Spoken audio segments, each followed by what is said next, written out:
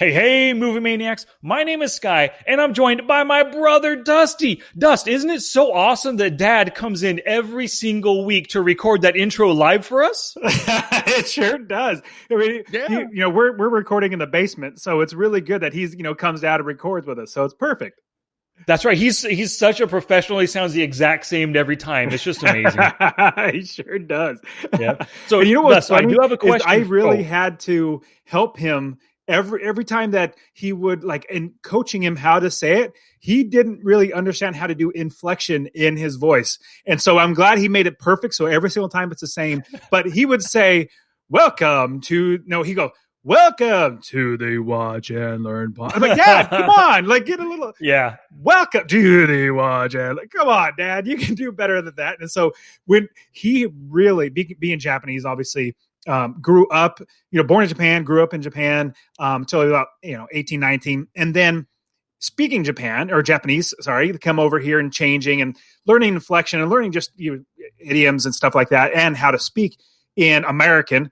Now, I was really coaching him how to say "Welcome to the Watch and Learn Show" or something like that, and it was so hard for him to get that, and I literally had to do it 10 times. Dad, no, you're killing me. Anyway, so it was just fun. Now I'm glad he does it perfectly every single time.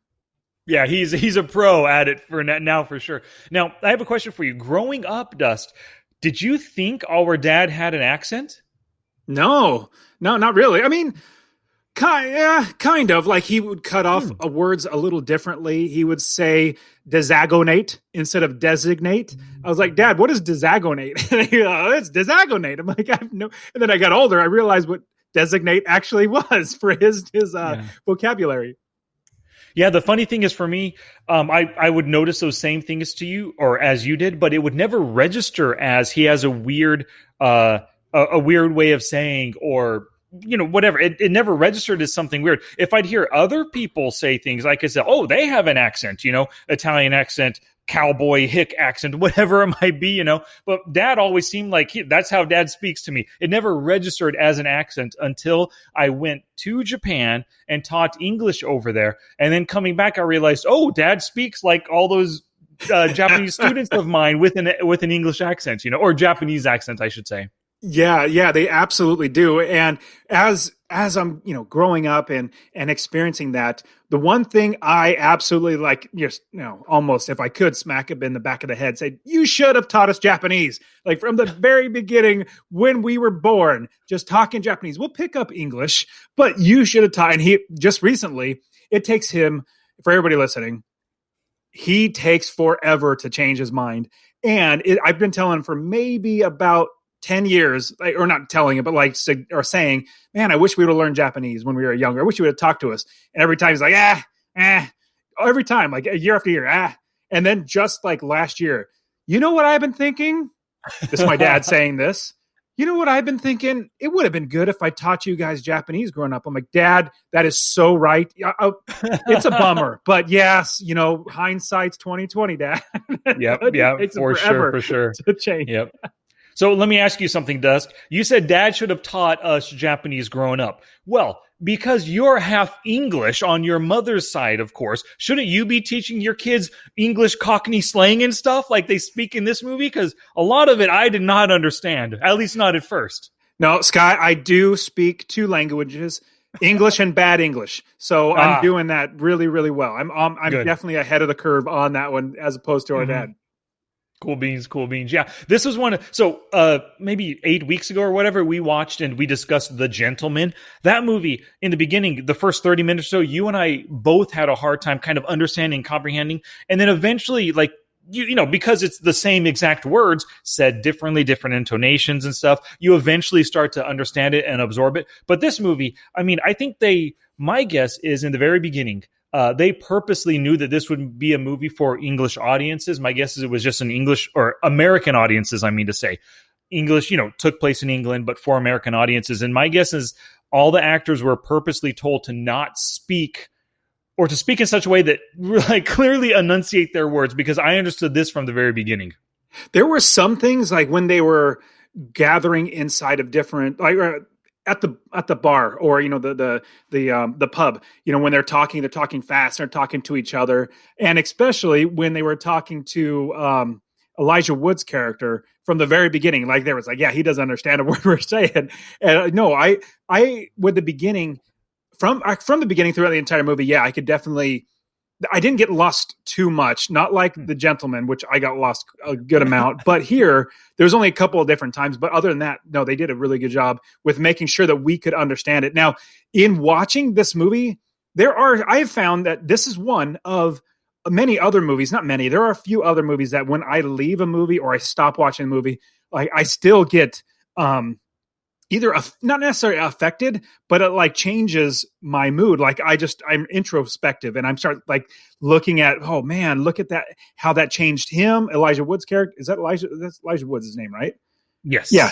So, how it changed his character, how the guy, his friend, kind of like maybe best friend now died saving them, and his stupid sister driving into I like what that, I can't understand that. But I walked away from that movie, and there are certain movies that I just feel like it changes my mood and it makes me feel like just introspective. How about you? What are your thoughts about the Green Street Hooligans?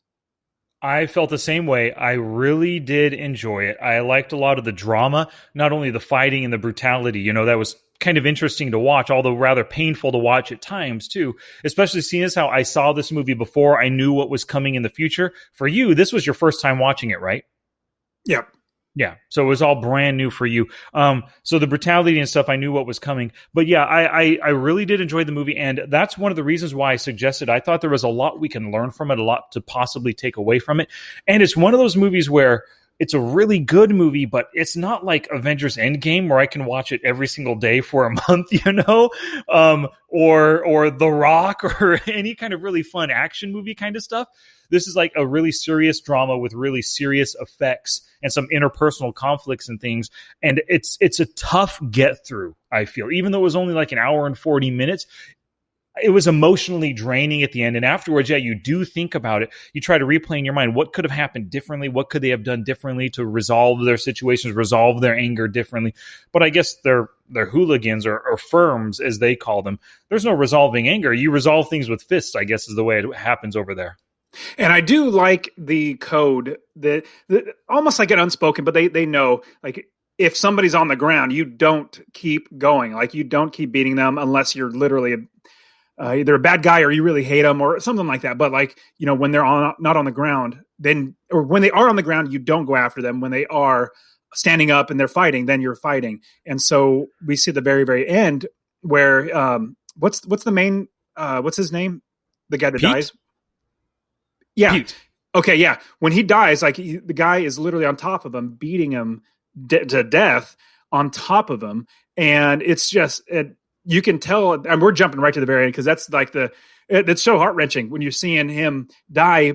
Because as we're watching it, we're seeing he knows that he's going to die. He's literally like, I get so many thoughts going through my head. So number one, he gets hit by that baton. Now, if you have ever felt one of those batons, they will literally break your leg if you get hit with those. Those things are so amazingly strong. And us watching the movie, right, thinking, oh, that, it's probably just like a stick or something. Like, it would just bruise you. No. Those things, the reason why they are so amazingly effective is they're literally like a heavier than a lead pipe. I mean, they're phenomenal weapons. I mean, they're destroyable or destructive weapons. Anyways, he got hit like 3 or 4 times with that thing, especially in the leg. If you get hit in the leg, you're going to get broken leg, and in the arm as well. And so he knew that he was going to die. It seems like, this guy wants blood, and so he's going after it. And so he knew he was going to die. He calls out because he knows that his nephew is going to be killed. His sister-in-law is going to get killed. It's either him or them. And so he sacrificed himself. So looking at everything in that, the fighting is, they're not necessarily honorable, meaning like, let's fight and not kill each other, but that is kind of how it is. Like, hey, we just fight and we, punch each other in the face, and then we call it a day after we're done. Yeah, there is a little bit of honor there. There's some kind of rules. I mean, at the beginning of the fights, you see them like throwing bricks and sticks through the air, but there's not much use of like physical implements like that baton or a brick or anything afterwards. And it's interesting. It made me think, when Pete said to the one guy, "You don't hit somebody when he's on the deck." I wonder if that stemmed from Tommy's 12-year-old son dying in that prior battle with the Major and what caused the Major to leave. Do you think that's what caused it, or is that just some kind of a code of honor, ethics that they have? I don't think it started with that. I mean, it very well could have, but it wasn't that his son, well, the bad guy's son, was, because if I remember correctly, it was that the boots were just like they were all around and people were just running around. It wasn't that they were kicking him, but very well could have been. But yeah, I think it's the code of honor that they have is like, we just fight. Like, we don't bring guns there because we're not trying to kill each other. We're just having our reputation. We beat the crap out of you, our reputation goes up. You beat the crap out of us, our reputation goes down. And it's about reputation. Now, if it was just about killing people, literally just do drive-bys and shoot them. That's not what it's all about. Yeah, like Pete said at one time, we're a far cry from that Bloods and Crips kind of stuff, rolling up on people and shooting them.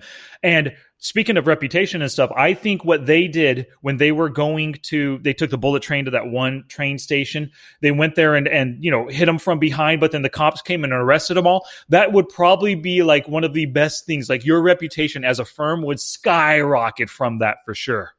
Well, all those story would come out and say, dude, we knew that they were going to come get us. We knew that they were going to attack us. We stopped the train, literally broke the emergency, stopped the train, got out, got in this vehicle, went through them, and then attacked them from behind, flanked them. It's like, that's pretty legit, especially when you're like, what, 6, 7 guys strong. They're literally 20 or 25 guys, and you still go after them. That is awesome. But here's the thing, like, being somebody that's outside this, I'm looking at this as you could potentially die in every single one of these things. Now, yes, that's true, but the way they're viewing it as it's just a fight. We're just going to go fight, and it's just like having a soccer match, or it's like a boxing. We're just going box, and then we get up and go home afterwards. It's not like anybody dies or is detrimental. So more than likely, that's the perspective that they're going. But us, we're thinking, man, you're going into fighting 20 guys, and same thing with Elijah Wood's character. He is the very first, they've got like 30 guys. There's just, 5 of us. How are we going to fight? He's like, no, we do. We don't back down. And it's because you're not going to get, or the code would be basically somebody's down on the ground. You don't keep kicking them. It's just beating them up and then saying we want it and leaving. And so I can kind of see the different perspective. What do you think? I agree with you. That's probably a big part of it. It's like the rules of engagement. Like you said, a soccer game or a football match. I mean, it's 11 on 11. Bam, they go. And then afterwards, that's it. There's a winner. There's a loser. We all go home. And we're safe at that point. But what happens during the game? Sometimes people get really hurt. Sports games and stuff. And in a fight, somebody can get hurt. Pete had I guess maybe really punched that one guy and his eye was out of his socket. That one group that they were going to go fight and that guy wanted revenge. And then of course, Tommy lost his son. That's got to be the worst thing. And then ultimately, I mean, the kid's 12 years old. I could not imagine my son is 12 years old right now. There's no way in hell I would take him to a potential brawl. If something was happening, I'm wrapping him under my coat and we're getting out of there as soon as possible, man. I agree. And that's what you do. You fight each other. A 12-year-old cannot take a punch from an adult. I don't care even if you're like, all of our rules of engagement are perfect. No, a 12-year-old cannot take a punch from an adult, or should they? Now, if they're 16, 17, 18, then different story. A 12-year-old, the heck no. Yep. Even then, man, I mean, I don't know if we've ever discussed this. I've never been in a physical confrontation where fists were thrown. I've never been in a fight. So I'm not as manly and tough as these guys. I don't know. At one point, Elijah Wood says, when you take your first punch and you realize you don't break or whatever he said, then you're really alive. You're living. I've never actually experienced that. Have you? Yes, I like what Elijah Wood said. It's like you're not made of glass. Like, you're not going to break. Your jaw's not going to actually get destroyed. No, there was one time, and it was in junior high. It was at Tenaya, so our junior high school. And I literally cannot remember what we were upset about or whatever, but I thought we were just going to push each other. Well, he literally swung at me right away. His first swing, and he hit me in the jaw. And then I was like, oh, wow, that kind of hurt, but the adrenaline just skyrocketed in me. I didn't even feel it after that. It was like, boom, I get hit in the face. And then the adrenaline goes. Now, obviously, later on, it would hurt, just like Elijah Wood character getting up. Oh, man, I'm sore. Like, yeah, that's what happens. The adrenaline goes out. But no, there's only maybe once or twice. I wouldn't say that I don't now, but I had a much smarter mouth, or like a aggressive type mouth, where I would like, you know what, you're stupid. I'm going to tell you that you're stupid. Now I just say, what? I literally like, whatever, who cares? I would just rather, but I was also and still am, but not nearly as much, but very, very prideful. So if somebody, disrespected me, that I took offense to that. Now, if somebody disrespects me, I'm like, no, there's something wrong with you. Oh, well, I'm just moving on. It's a better thing to do than deal with somebody like you. I move on. But what is really interesting, and I've never been in boxing. I've never done like, MMA or anything like that. But it is interesting how when you get hit, you realize that, just like Elijah Wood character says, you're not made of glass. Like it hurts. It's not fun. It's not the best thing in the world, but that adrenaline, oh my goodness, just like when I go hunting. So I love hunting. I'm a deer hunter. And when you see a buck that you're going to be able to shoot, now you have to have a license tag. You have to, comply with the state and all that sort of stuff, and make sure it's the right type of animal that you're taking. The adrenaline pumps in you so much. It's called buck fever. So buck fever is something where your adrenaline pumps so much that it literally changes either the way you think or the way you act. And so when I take a shot on a buck, I literally don't even hear the gunshot. Now I hear it, but it doesn't register. And now if you take a gun and you just shoot it out in the without any adrenaline or whatever, you just take it out and shoot in the backyard or whatever, wherever it's safe, you'll hear it and be really, really loud, and your ears will be ringing and everything like that. Whenever I take a shot at a buck, I don't wear earplugs. I shoot, and I literally don't have any ringing. I'm hearing everything crystal clear. Everything is just perfect. That doesn't affect me. And that's called buck fever, which is pretty amazing. And buck fever can get so amazingly potent that I heard a story. A good friend of mine who took me hunting, taught me how to hunt. He was telling me of a story of how he took another hunter or somebody who wanted to hunt, took him out to go hunting. And the buck fever got him so much that he got his crosshairs from his rifle on the deer, and he's getting ready to shoot the deer, and he goes, boom, and literally says the word boom, doesn't pull the trigger, says boom, and then pulls the bolt back to load in another round, and then locks it down, and then says boom again because he's not hitting the deer. And he's like, what's going on? And he does it again. Does it like 3 or 4 times. And he's like, man, he's telling his friend, or the guy that was teaching us, a separate account. He was saying, the guy was telling me that he thought he was pulling the trigger. I'm like, no, dude, you weren't. Look at your like your bullets are still inside the case here. And so the buck fever is so amazingly, the adrenaline is just really, really amazing. I know when adrenaline hits me, like I can't really do like mathematical equations anymore. My brain is just done. I just, full force. But have you had that experience where adrenaline really just takes you? No, nothing that I can really recall. I've never been put in, maybe, but I can't think of anything really that would qualify as that. Even when like you and I went bungee jumping once in Oregon, that was fun, but not like crazy adrenaline. I went skydiving with Denise when I turned 18. She got it, as a birthday gift for me. I think the adrenaline was there, but I was just more excited than anything. And I remember everything about that. So I don't think I've ever experienced anything like buck fever or what Wolverine goes through. You just see red and you just go berserk. I've never experienced that myself.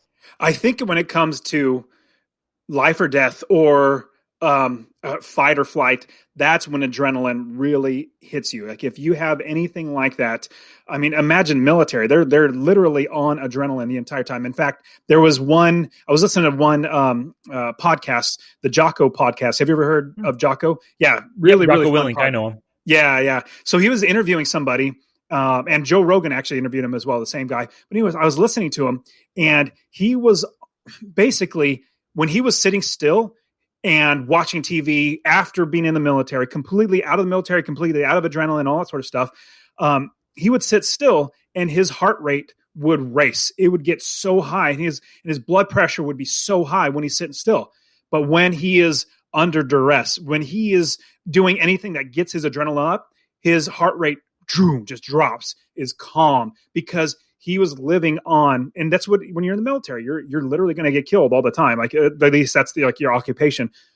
Your adrenaline's so high all the time that your body gets used to that, and it not necessarily needs it, but if that's normal. And when you're not, it's like, oh, what's going on? This is weird. And so they have to actually take medicine or something that really helps them to alleviate that burden. It's really, really crazy. But yeah, adrenaline is amazing. Now, getting back to the movie, there are so many fun things that I liked about the movie, that just the interplay between Pete and, I can't remember what Elijah Wood's character, the journalist, what's his name? Matt. The interplay between them, you could see how they got really, really close friends, like really quickly. And it was really interesting how it went from, I basically just met you, to now they are being camaraderie.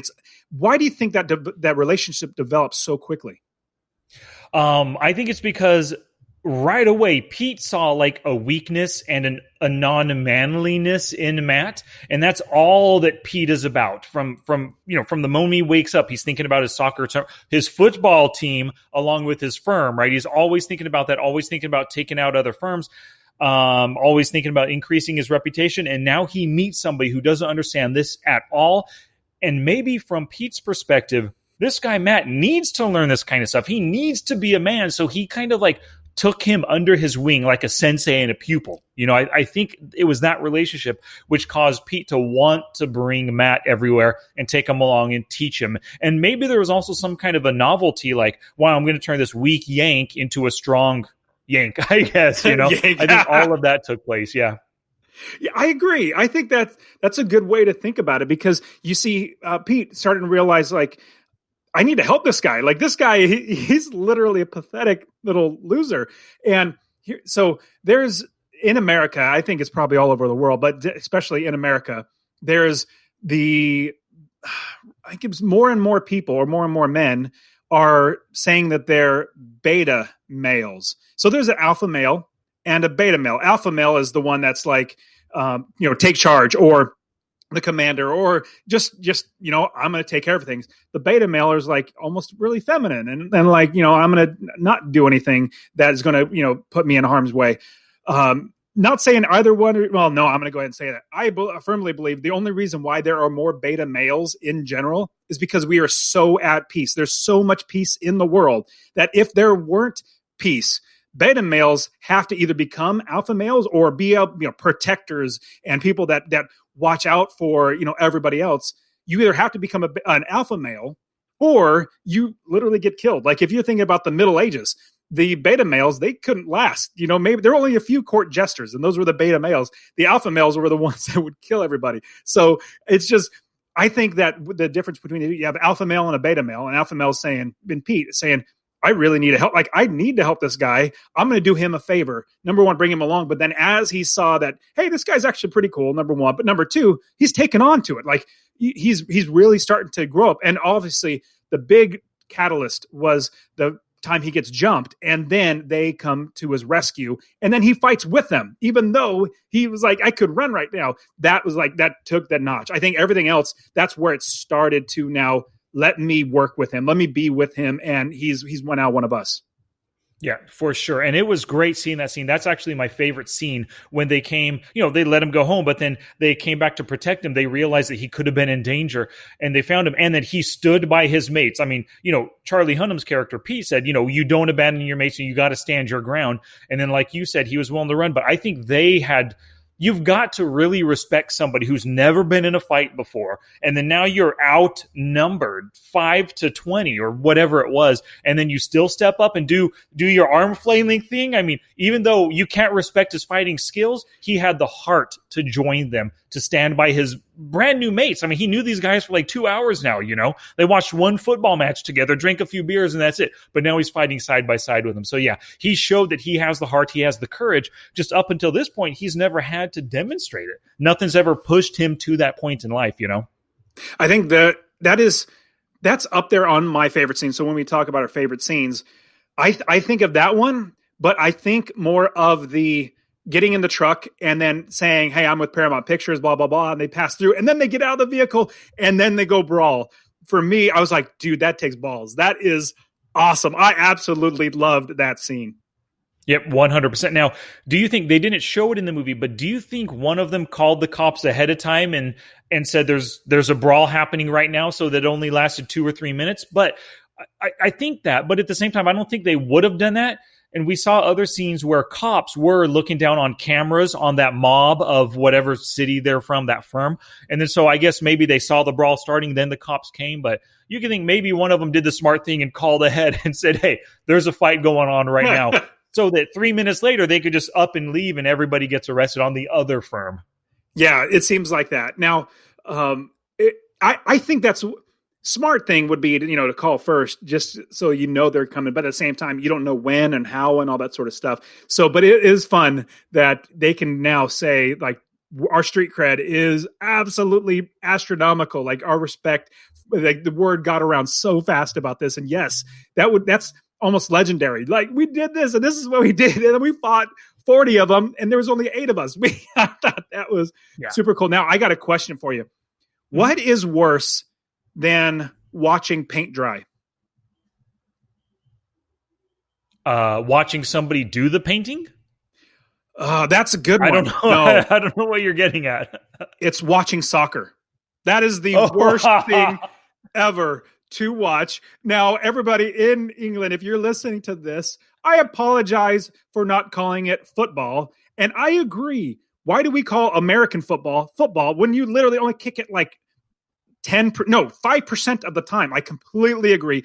We just call it soccer for whatever reason. I completely agree. Soccer is actually football. And American football, just, I don't know what name you would call it, like pigskin ball or something like that. But man, I don't get soccer. And especially when you have, I get baseball, obviously, because I grew up in America. I'm an American. We're America. And so we play baseball in America. We don't play no sick and, little football playing with a soccer ball. And so, but as I'm watching baseball, there are ebbs and flows of the game. And I know soccer, there probably is.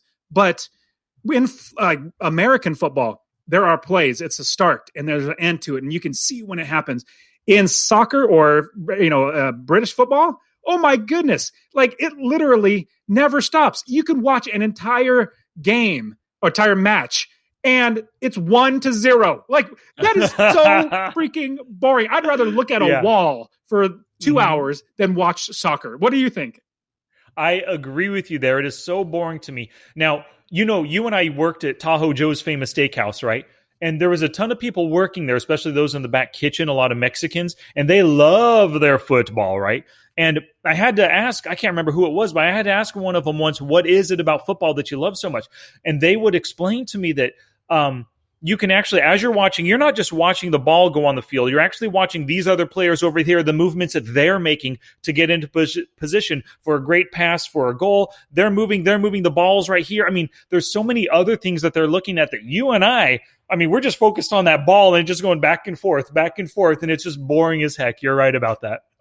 Now, I would say, because I've never seen, and I love that they watch more than just the ball, because I'm just like, the ball's moving. Now it went that. Now it's back there. Now it's back over there. Now it's just so boring. But I do like that they watch more than that. I guess I'm just not trained to watch that. But as I'm watching a soccer game or a football game on TV, it's incredibly stupid or dumbifying or whatever. Like, it's horrible.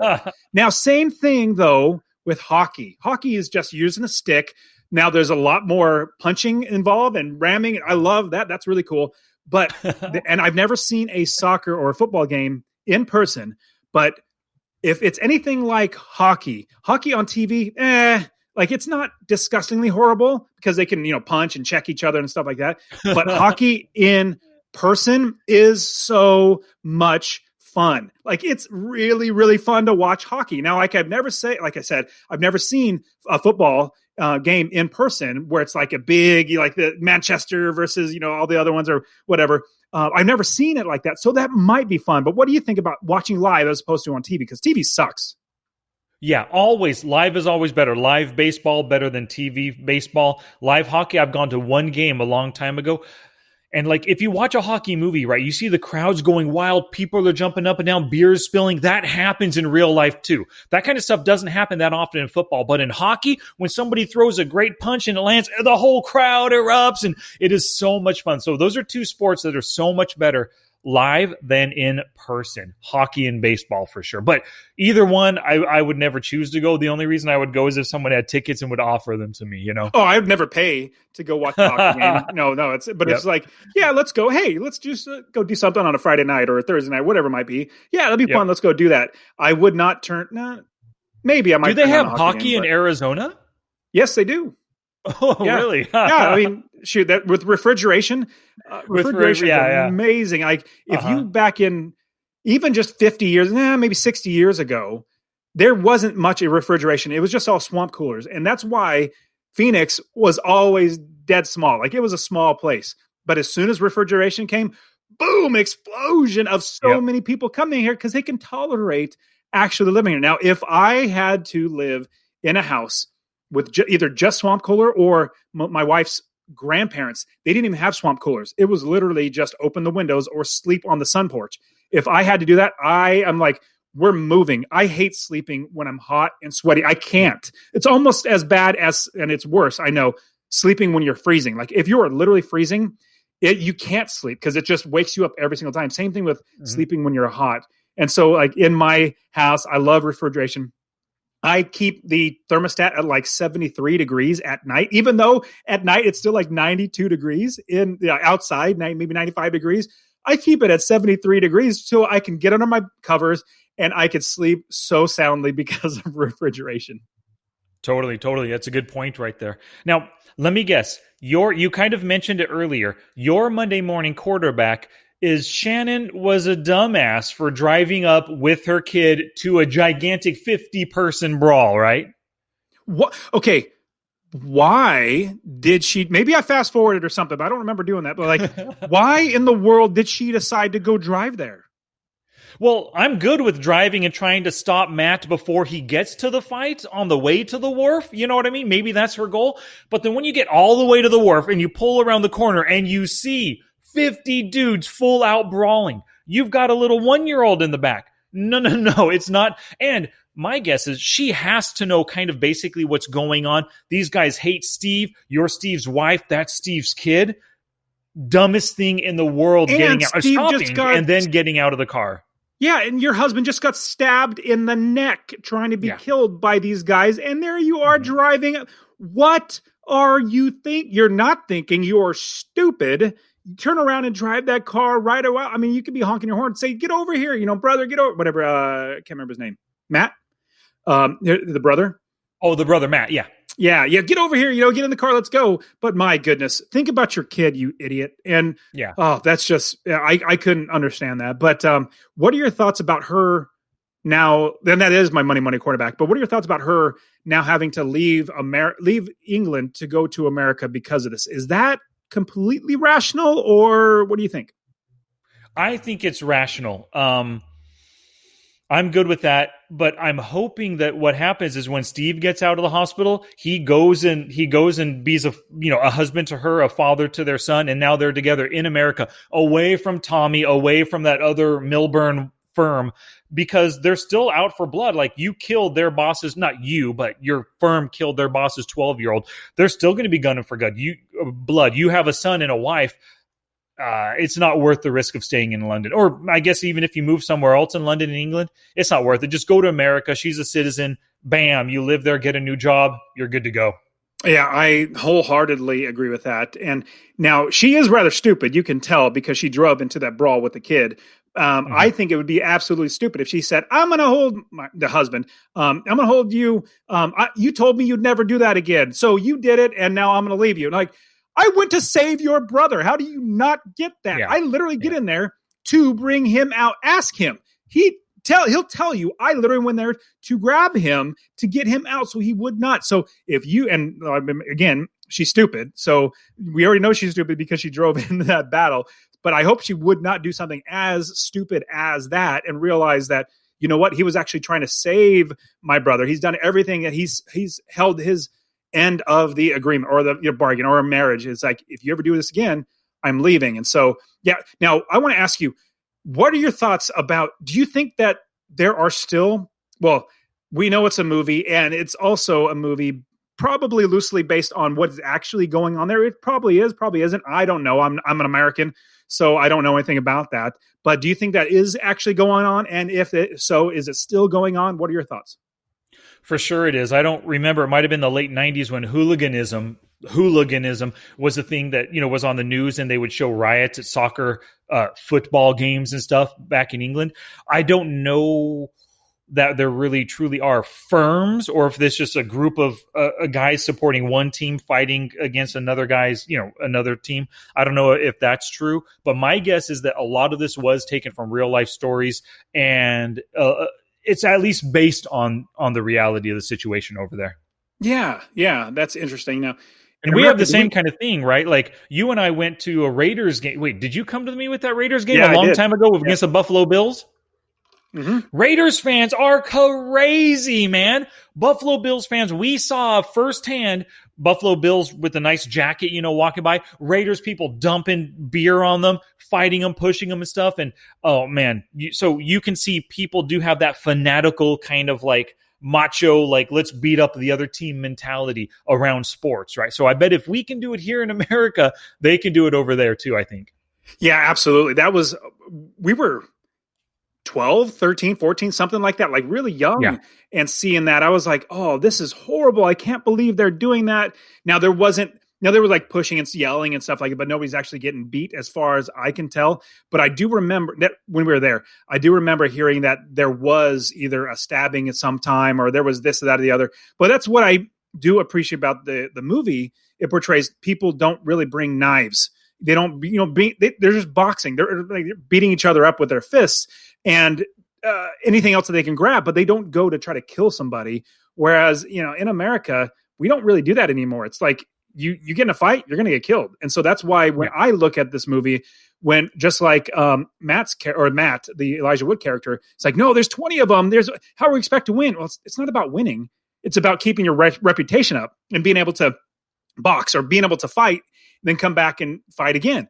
But in America, you might not come back. That's the perspective that we have going into a battle like this. Now, I used to be a big football fan. Like, I would watch Thursday nights games, Saturdays games, Sundays games, Mondays games, and every single game, like literally as much as I could. And as I would be before I got married, I would do that. Now, I played football, played at Fresno State, had a great time. I love football. Football is fun, or American football is tremendously fun for me. And as I grew, though, I got married and I watched less football. Then I had my first kid. Then I watched even less football. And then I was only watching the 49ers. And as I was just watching the 49ers, I enjoyed it. But then after I had like my third or fourth kid, I realized how it affected me. Like, I want to win. I'm a very competitive person. And so I want to win. And when I or my team, even though I have no ability to help the Niners to win, I got affected. Like, I did something, not necessarily but like I wanted to help. I wanted to win. And I realized, man, this is affecting me. Number one, kind of like the Steve, is it Steve the major guy? The major. Yeah. Kind of like him. Like, it really, it does affect you, like, because you want to win. So I can see that. Now, I wasn't absolutely anywhere near the way they are, but I was like, it started to affect me. And then I just realized there's so many other things in life. And then I realized, oh my goodness, these guys are getting paid millions of dollars and they're crybabies. I'm going to stop watching them. Anything that happens to me, they could care less. So I'm done. I'm moving on. So that's how I got out of that. Now, Steve was totally different. He actually saw somebody get killed and was partaking in that, and he got out of that. So do you have anything like that? Is it paintball that you're like gung-ho about, or what are your thoughts? Nothing like that at all. Like, I was never big into, you and I played sports growing up, but as you know, I never watched them. Like, you and Dad would sit there and watch football games. I would kind of not. I would be doing something, reading comic books up in my room or something, so I never got into that. I never really lived vicariously through my heroes. Well, my comic book heroes, I guess you could say I lived vicariously through them, but sports heroes just never did. I wasn't a fan of watching anything, man, just playing. Yeah, I know what you mean. So going through this entire movie, I thoroughly enjoyed it. So the grade that I would give this, and I think it's because of the rewatchability. I don't know if I'll ever watch it again, but I remember it, meaning like it stuck in my brain and I really enjoyed it. So because I enjoyed it, not the rewatchability factor, I'm going to kind of move that out of a little bit. I'm going to give it an A, literally a solid A. It's not an A plus because I would want to watch it again if it was an A plus, but an A because it was well done. I loved the acting. I thought the acting was terrific in it. Storyline was really, really fun. I left feeling like affected in not a negative way at all, but just, feeling affected. So I give it an A. Yeah, I'm right there with you. An A from me as well. I think I first saw it in 2006, 2007 on DVD at some point, and for whatever reason, I bought it at some point, and I've watched it a couple times throughout the years, and I still thoroughly enjoy it, but it is kind of a hard watch because, well, you've only seen it the one time, but you can imagine when you pop the DVD in for your second or third watch, you realize that, wow, you're going to see this cool character, Pete. He's going to die in the end, and it's quite sad. His brother gets stabbed and possibly their marriage does, whatever. Like there's a lot of bad things that can happen. But like you said, so much good stuff, a great story, just an overall good story where you see the characters really change, right? You see Pete maybe not changing so much, but he at least builds a friendship with a Yank who's a journalist as well, right? You see Matt Buckner going through a huge change, and you see the Major. He's the same guy throughout, but at least you see his journey where he started caring about his reputation. He was leading the GSE at the start. So you learn about his arc as a character. And I really like movies. Sometimes we talk about movies that don't have any arcs for the characters. The character is the exact same throughout, but it's still a good movie. This one, each of the main characters had arcs, and it was fun watching them develop and through the story. And at the very end, when Matt Buckner, grabs that dude by the lapel and is about to punch him. I don't think he was going to punch him. He was just wanting to scare him. You could really see it in his eyes. That character totally changed. He views life differently, a totally different person. It was kind of like when that Van Holden guy looked at him from the toilet, after snorting the coke. It took him a second to realize who he was because he was looking at a different person, right? Totally different Matt Buckner from the beginning of the movie, and enjoyed that aspect. So I give it an A as well. Yeah. Now, it could be that Elijah Wood, he's such a pretty guy that when I saw him getting ready to punch the Van Holden guy, when I saw just the way his eyebrows are, I don't know how he can portray something that's fierce or angry, just the way the proportions of his face and how his eyebrows come up in certain ways and stuff like that. And when I saw him getting ready to punch him, I could tell he was serious. I could tell but look at his face, he did not look mean at all, at least to me. What do you think? He looked mean at the very start, but then he started to kind of a little smirk on his face, knowing that he made this little Van Holden cower before him. So I think it went from really angry to just a really quick change like that. But maybe you're right. He has kind of a soft, really good looking face, and maybe he cannot be a really mad guy. You see him in behind the scenes stuff on all the Lord of the Rings stuff. He seems like the coolest, smartest, happiest, kind of friendliest dude. It might be hard for him to portray a really mean, tough as nails kind of guy. Yeah. So, and you brought up Lord of the Rings. How many times did you think of Frodo when you saw this movie? Quite a few. I can't help it. You see Gilligan and the actor later on in other movies and stuff. He's always the Gilligan or just whatever. He's always going to be Frodo to me, no matter what. Kind of like Joey from Friends. He can never get out of. Plus, I think he is also Joey and the character, the actor. They're almost like the same person. It seems like, and so you can't see him as anything but Joey. And so now Elijah Wood did a fantastic job in this movie. I just pictured Frodo maybe 2 or 3 times as he was going through the movie. I was like, oh, there's Frodo again. And when he's concerned about something, you can just see it, how he's thinking, and it's the same type of. Now he's not the same. Think of Jeffrey Goldblum. He's literally the same character in every single movie. Now, Elijah Wood didn't. He was a different character, which is great. But yeah, Jeffrey Goldblum's the exact same person. One of my favorite actors is Mike. It's evading my brain. He was in Saturday Night Live. Chris Walker. Is it Chris Walker? Christopher Walken? Christopher Walken. There you go. He's one of my favorite actors ever, and he's hilarious. And if you ever seen Joe Dirt, which is hilarious, he's in that as well. But Christopher Walken is literally the same person or same character in every single movie, just saying different lines. Some are funny, some are less, and some are mean, and some are bad, all that sort of stuff. But yeah, so Elijah Wood, he did a good job in this movie, and I think the Pete, the main what's the British guy's name? His actor's name? Charlie Hunnam. Charlie Hunnam. He did a great job in this movie too. I was really, really pleased with actually all the acting was really good. Yep, for sure. I agree with you. So let's get into our lessons here. My first lesson is never leave a mate behind, right? Loyalty is a great thing to have in your friends and your group of friends. And that's one of the reasons why I love that scene. When they wouldn't, they let Matt walk home, but I guess somebody realized that, hey, he could be in danger right there. Let's follow him and make sure. I just love that. And I loved how he did not run himself. He said, screw it. You guys are fighting. I'm going to be here too. So there was loyalty on both sides. And I love that. It's a great life lesson. I think that's a great lesson. And that's something that I'm going to piggyback. So here's what's funny. As I went through this, I was so not necessarily affected. There's so many lessons to learn through it. I didn't write anything down. So as we're talking, I'll come up with lessons, or at least I'll reiterate what I'm thinking. So I love that lesson. So I'm going to piggyback up off that. And what Matt Buckner, is it Buckner? Is that his last name? Yeah. Mm-hmm. So what he says is, it's fantastic that they have my back. Like that's something we totally get out of this. But what's even better is I have their backs. That's it. And so, and that's the thing.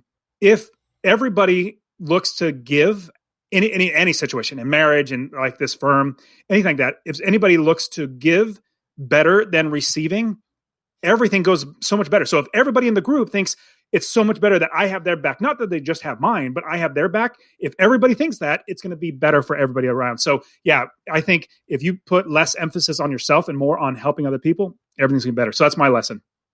I agree with you. I love that lesson right there. Really good one. My second lesson is we've done this before, right? Pay attention to your surroundings, know what's going on around you, but basically get a hint. Tommy Hatcher, the meanest, baddest bloke in the world, walked into that restaurant, confronted Bover, and was talking to them. He was talking to him one-on-one. And this chick, she was oblivious to the world. She didn't see this big bad guy coming in with 4 dudes right behind him. And then now she's talking and laughing. He tells them to shut up, and she keeps doing it. And then her freaking stupid boyfriend doesn't help her to shut up. Both of them get a hint, know who's around you, just shut up and maybe grab your food and walk out of there too, right? Just be smart.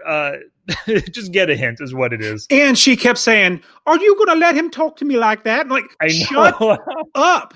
Yes, I am going to because we need to get out of here. Yeah. And he said, yes, I know who you are. You're Tommy Hatcher. I mean, his reputation precedes him. He's the kind of guy, no matter how tough you think you are, you know how bad he is. You know how bad his 4 blokes are. Freaking A. Shut your mouth. Unless you are somebody who can actually take him out and somebody that can actually do something. Like, you shut your mouth. And that's the thing about me. Like, when I was younger, I was more like, you're stupid. I'm not going to necessarily fight you, but like, you're stupid. I'd stand up against you. Now I'm just like, whatever, move on. I don't care. Like, you insult me. Oh, it's something wrong with you. I don't actually literally say that. I just say, okay, hey, you take care of yourself. I'm going to be over here. Yeah. There's no need for me. Like, my reputation, I could care less about what other people think about me. The people are going to say, oh, Dustin thinks this or Dustin thinks that. I'm like, whatever, whatever issues you have, that's the issue you have. Don't put that on me. I'm not going to let that affect me and change the way I am. So my next lesson is don't let how other people reflect you. Like, every firm has a reputation. Now, of course, they want to have a high reputation. And it's not bad, but my lesson is don't let how other people view you change who you are or dictate what you do, because it could be very, very detrimental. And as you can see, you have Pete literally losing his life because of all that. Like, it just was a cascading, like a domino effect, just one after another. And so if you just let other people's opinion of you or their either respect for you or whatever it might be dictate who you are, it's just a bad road to go down. Yep, 100%. Love that lesson. You're right about that. My third lesson is let's see here. Don't take it easy on kids just to let them win or help them to feel good. So Matt, when he was going to play the goalie of Pete's soccer team, his little 12-year-old team or whatever, Matt's first instinct was, oh, should I just let them win a few, let a few goals go by? No, you should never do that, right? Kids learn, actually just human beings in general, we learn through challenges, right? When we're put to the test, when we have to excel to succeed, when we have to work hard to succeed, that's when we're learning. That's when we're developing as people. When you just constantly give your kids something or let them win games, they're never going to learn anything. They might learn some self-esteem, but self-esteem really isn't good for anybody. Let them develop real self-esteem by working hard for something and then accomplishing it. Yep, exactly. I love that. I completely agree. I'm going to piggyback up. So my third lesson is that every time I fail, I get so much better. I learn so much more when I fail than when I win, or somebody lets me win, or anything like that. And so you hit the nail on the head. I personally believe self-esteem is absolutely garbage. You do not need any self-esteem. What you need is accomplishments that help you to be confident. You want to be confident that you can perform. You can do this because either you have in the past or you failed and you got better. The more I fail, the better I get, because I realize this didn't work, or that didn't work. Nobody handed it to me. This is what I got. It's because I worked hard for it. I feel more confident. That same thing ties in my second lesson that I just said about having your, I can't even remember what my lesson was. But anyways, so, reputation. Yeah, that's what it is. So if you tie it into both of those, whatever your reputation is, it's only because of your experiences, and you're confident in yourself. Like, you're not cocky. You're not trying to prove anything to anybody. And so with self-esteem, my self-esteem is, I wouldn't say very, very high, because I don't think about myself very much, or at least I try not to. What I love to do is think about other people, not think about me. If I think about other people making their lives better, entertaining them or having fun or helping them or giving or whatever it might be, the better I feel. And so I guess a couple lessons right in there. Number one, the more I fail, the better I get. And number two, the more people that I think about to help them, the better I do. Like, I feel so much better because I'm helping more people. So let me ask you, Sky, when you play poker, you're a really good poker player, and you teach everybody how to do that as well at smartpokerstudy.com.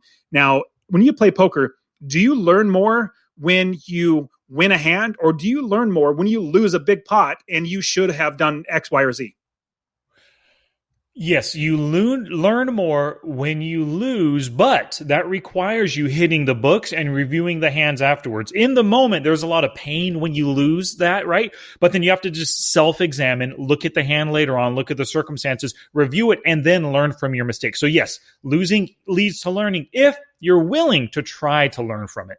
Yeah, absolutely. I love learning from my mistakes. In fact, I don't do things to fail. In fact, a lot of things that I do, I don't fail at, because just past experiences help me to know what I should do or shouldn't do. And so, but when I do fail, it's because, oh man, it's because of this. So learning from that. So completely agree. So love it. Now, what is your, did you say your third one yet? Yes, I gave my third. Did I give my third last one? Yes, I did. I started with my third, and you gave your third. Yep. What is your prop that you would want? Nothing. I couldn't think of anything in this movie. What about you? I really couldn't either. There was nothing that was like iconic, other than maybe the baton, but that is not very good thing. But maybe the brass knuckles that one of the guys had that hit Matt. The tape recorder. I'm just trying to think of like anything but there was nothing that really stood out that was like a prop that. In certain movies have props that kind of flow throughout, like Lord of the Rings. Oh, I want the one ring, things like that. Well, you actually own the one ring. But anyways, long story short, I couldn't figure out anything in here. Yeah, me either. This time, no prop whatsoever from this one. Oh, well. Yep. Cool. So any last things before we conclude this puppy? No, I think that this was a good movie. I thoroughly enjoyed it. Good. I'm glad to hear. So this was my choice. What are we going to learn from next week, Dust? So I've been wanting to do this one for a long time, and I really thought after watching Top Secret that I want to do one of my favorite movies, because Top Secret had one of the best actors ever. Do you know who that is? You remember? Well, Val Kilmer. There you go. Nick Rivers. Yeah, Val Kilmer, the best name ever, Val Kilmer. I'm like, you know what? I want to do one of my favorite movies of his. He's got a lot of great movies. So the movie that I want to do is Batman for, I'm just kidding. That's not Oh my not a God. good movie. That was not a good movie. Tombstone. I want to do Tombstone. What do you think? Very good choice. It's been, I don't know, maybe 20 years since I doubt I've even seen it in the 2000s. It must have been in the 1990s last time I saw it. So I'm looking forward to it. From what I remember, really good movie, man. So yeah. I love Tombstone. So many amazing actors in there. The storyline's fantastic. Obviously, it's based on a true story. Love it. Let's do Tombstone. Cool beans. I'm looking forward to it. So everybody, thank you so much for listening. If you're watching us on YouTube, once again, watchandlearnpodcast.com/YouTube. Thank you very much for your eyeballs. And of course, if you heard what we think about Green Street Hooligans, we want to hear your thoughts, especially any Monday morning quarterbacks, any life lessons, maybe an awesome prop that you thought of that we just blows past our minds, right?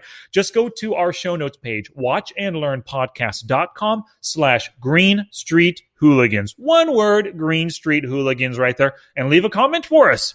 Alrighty, once again, thank you very much. My name was Sky. And I'm Dusty.